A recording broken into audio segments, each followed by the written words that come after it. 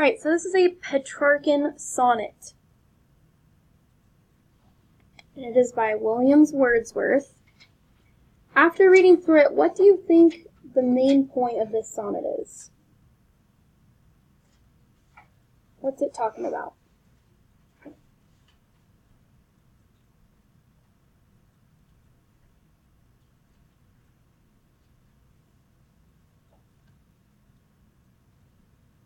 It's talking about a city, right? A city with its domes and towers and ships and theaters. It's talking about a city. So Petrarchan is also written in iambic pentameter.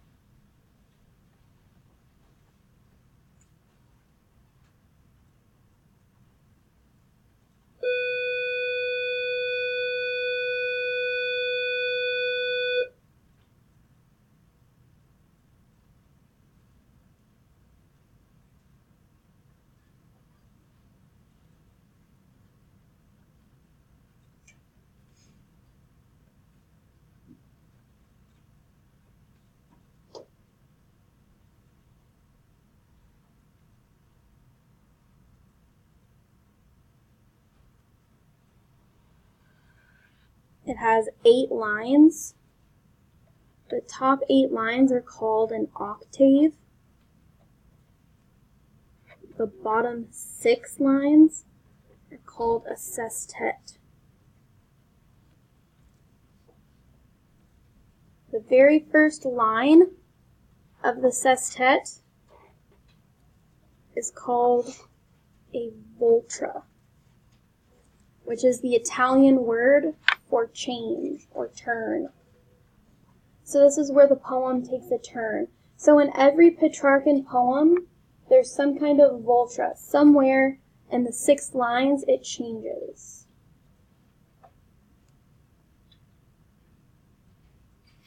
It also has its own rhyme scheme. A, B, B, A, A, B, B, A. So fair, where, air, by, majesty, lie, sky. And then it has C, D, C, D, C, D. Steep, deep, asleep, hill, will, and still. So this one's rhyme scheme is different. So this poem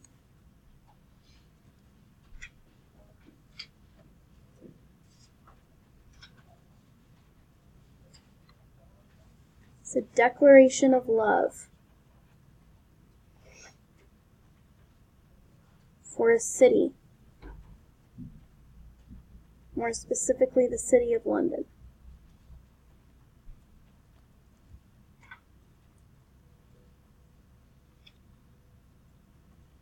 It's also saying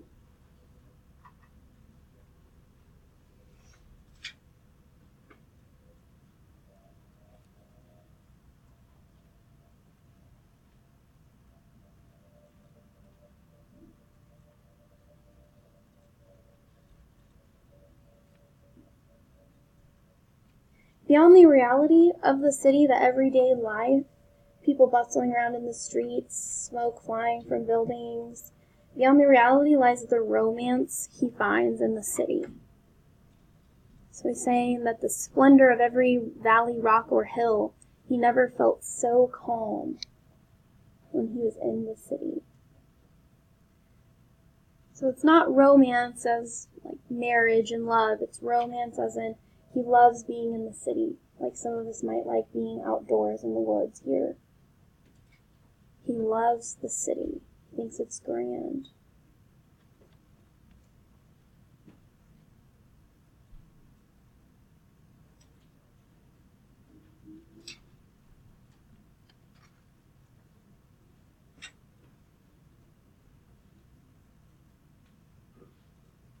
Alright, so on the back page, you have another type of sonnet called the Spenserian sonnet.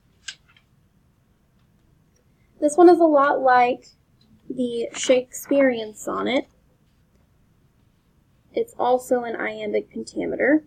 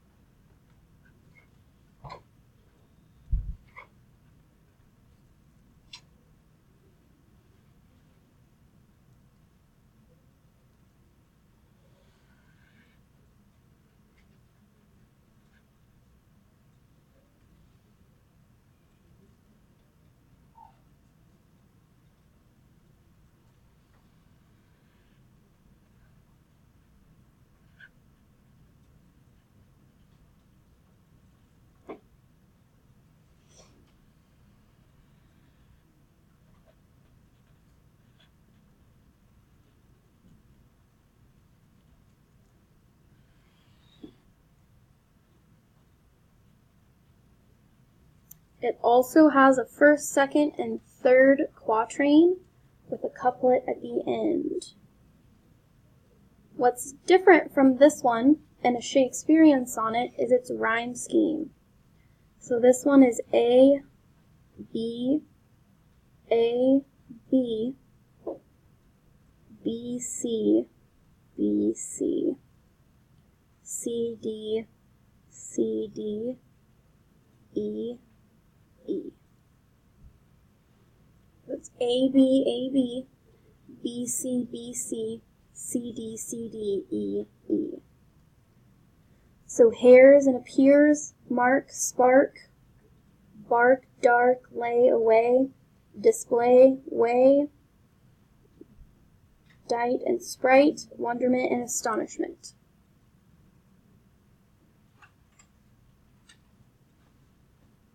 Okay, so instead of just having one couplet at the end, it actually has a couplet here and a couplet here.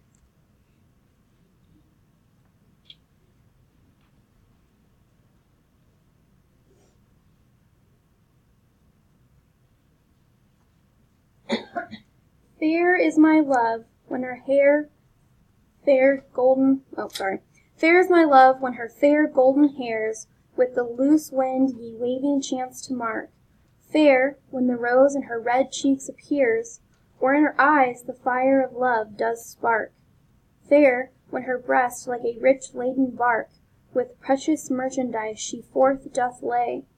Fair when a cloud of pride which oft doth dark her goodly light, with smiles she drives away. But fair is she, when so she doth display the gate with pearls and rubies richly dight, through which her words so wise do make their way, to bear the message of her gentle sprite. The rest be works of nature's wonderment, but this work of heart's astonishment. What does it mean? This poem is telling you the difference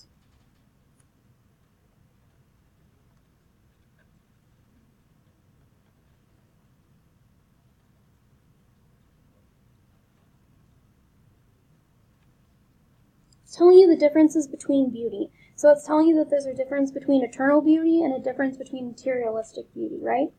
So what do you think the difference between those two are? What you're born with and how you dress, how you act, how you do your hair, you dye your hair, you put makeup on, the jewels and things you wear, things like that. That's what he's trying to say. There's a difference between the two. He's saying that materialistic beauty will fade, while your eternal beauty, what's in your heart, what you're made of, will always stay. So he's trying to tell his fair maiden that.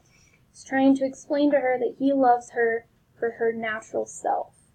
That he knows that the jewels and all of the things she does to make herself pretty, those will fade over time. But he's going to love her anyway. Keys, please. Yeah. Hi. I asked this if she said it was okay. I'll bring back your wait. Okay. So he's also saying that intelligence is beautiful.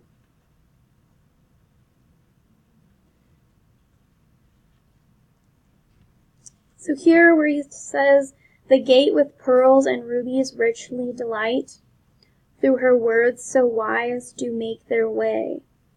So he's saying he likes her words and her intelligence more than he likes her jewels.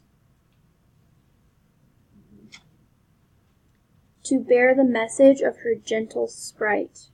So her words really show who she is, not her jewels, right? Alright, so you're going to pick 2 of these poems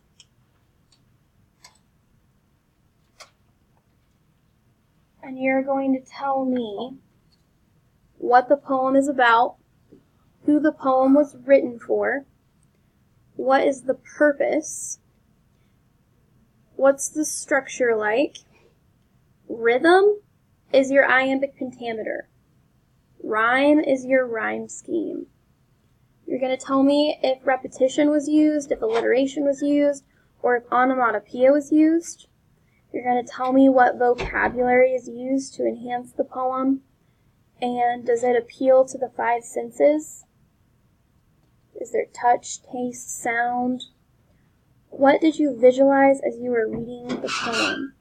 There's a front and a back side. Make sure you write the title of the poem up at the top. So pick 2 that you like and fill out this worksheet over it.